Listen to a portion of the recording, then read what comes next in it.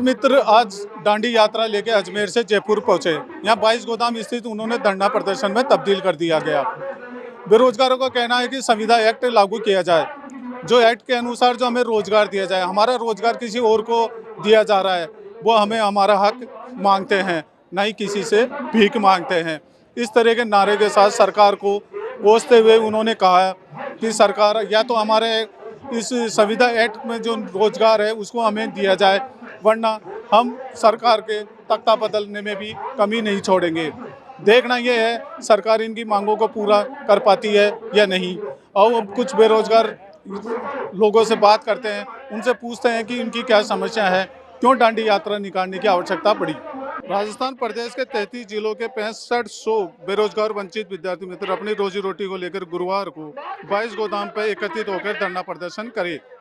Qatar राज्य सरकार के संविदा नियम के 2022 में शामिल करने के विद्यालय सहायक पद पर रोजगार दिलाने की जोर शोर से मांग रख रहे हैं। वंचित विद्यार्थियों के मित्र संघ की ओर से राजस्थान में पंडित श्री राम निवास शर्मा के नेतृत्व में सैकड़ों की तादाद में सभी वंचित विद्यार्थी मित्र शिक्षक अजमेर से दांडी मार्च यात्रा करते हुए आज सवेरे यहाँ 22 गोदाम पहुँचे, जहाँ हक के लिए धरना प्रदर्शन कर रहे हैं।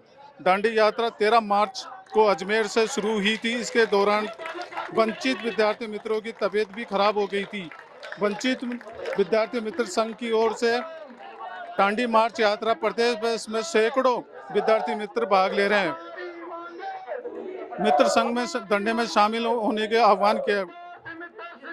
गौरतलब है कि वर्ष 2006-2007 को लेकर 30 अप्रैल 2014 तक के विद्यार्थी मित्रों को सरकारी विद्यालय में अल्प मानदेय पे सेवा दी, लेकिन तत्कालीन सरकार ने वर्ष 2014 में बिना किसी आदेश के 2700 विद्यार्थी मित्रों को बेरोजगार कर दिया और 2013 में विद्यार्थी मित्र को नियमित करने के लिए कांग्रेस सरकार द्वारा शिक्षक सहायक भर्ती निकाली गई, लेकिन भाजपा सरकार द्वारा इस भर्ती को रद्द कर दिया गया। भर्ती का नाम विद्यालय सहायक कर दिया गया, लेकिन इस भर्ती भी कोर्ट में फंस गई और विद्यार्थी मित्रों का आंदोलन को देखते हुए 2017 में स्थायी भर्ती पंचायत सहायक के नाम से इन्होंने चेतों को नौकरी दे दी। इस कारण से राजस्थान के 6500 विद्यार्थी मित्र योग्य होने के बावजूद भी चयन से वंचित रखा गया है।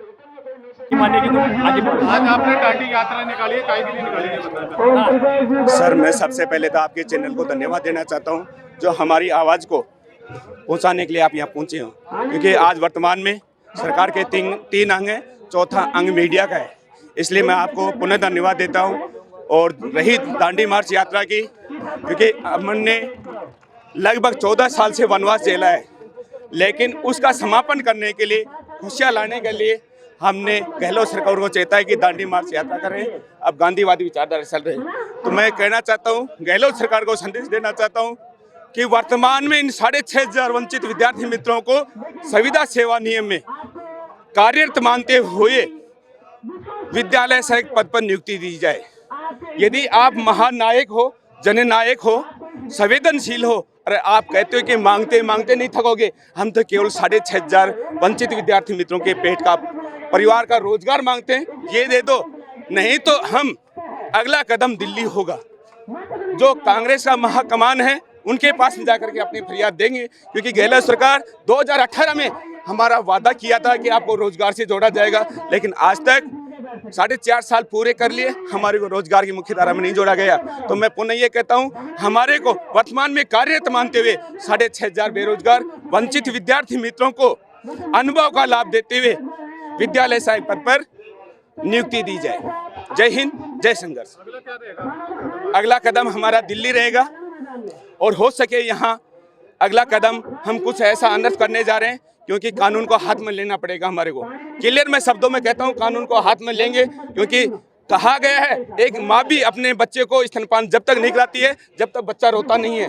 क्योंकि हमने इस गहलोत सरकार को हजारों ज्ञापन दे चुके अब तक में, ऐसे मंत्री नहीं है, बार बार कहते हैं कितने ज्ञापन दोगे साहब, अभी 151 ज्ञापन नहीं है, 751 ज्ञापन भी हो जाएंगे। आप जब तक हमारी मांग पूरी नहीं हो तब तक हम आपके पीछे लगे रहेंगे।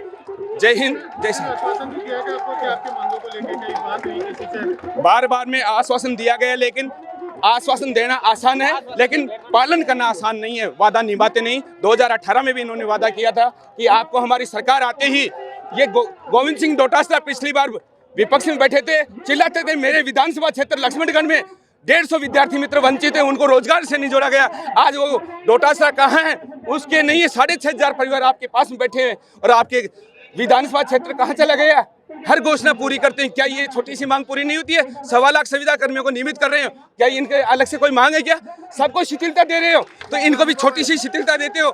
सरकारी अनुभव को मानते हुए, चाहे वो अनुभव 1 साल का हो, चाहे 5 साल का हो, और चाहे कितने का भी इन्होंने सेवा दी है। जब बिना अनुभव वाले चयनित हो सकते हैं तो क्या अनुभव वाले बाहर हो सकते हैं क्या? ये कहाँ का नियम है?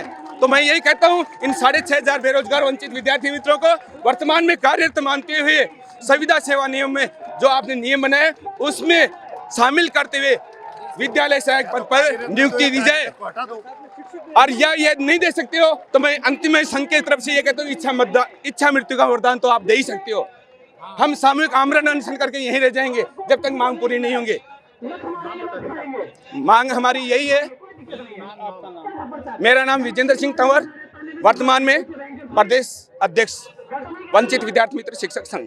जय हिंद, जय संघर्ष। देखा आपने, सुना बेरोजगारों में कितनी पीड़ा है।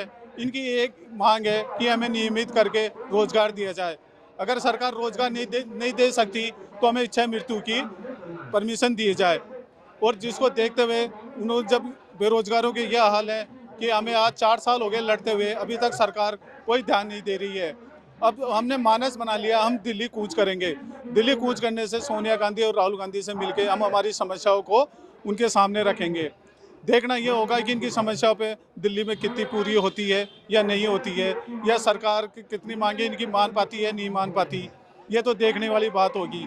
वीडियो जर्नलिस्ट मालचंद गोस्वामी के साथ गणेश यादव, थिंक 360 जयपुर।